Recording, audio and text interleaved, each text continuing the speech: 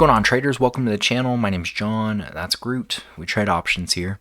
Let's dive into Robinhood, show you how to do fractional shares. Okay, so if you are in the account and say you did want to buy GameStop, but you don't want to pay the full price per share right now, which is at $182.80, well, there's a couple things you could do. So over here on the right side, it's going to say buy GME. And if you just go to invest in shares or dollars, that's how you can do this here. So I could say something like, let me just put $10 into GameStop. Well, it's going to tell me my estimated quantity would be about a 0.0547 of a share.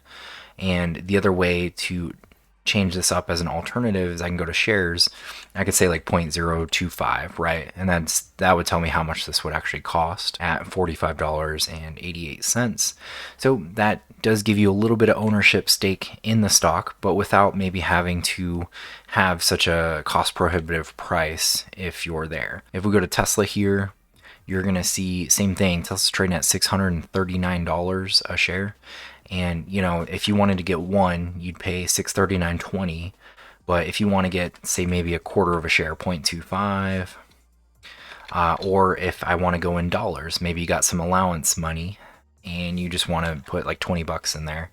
Boom, you could do that, or you could put like 20 bucks per week and build your way up into some equity in Tesla. So that's pretty neat. There's a couple ways to do this here, but one that I want to do is Palantir. So I'm actually going to buy a half a share in Palantir. I'm going to go 0.5, and that'll tell me it's $11.32 currently. And so I'll actually put that in, and I will review the order and place my order there. 0.5, half a share, it has not filled yet.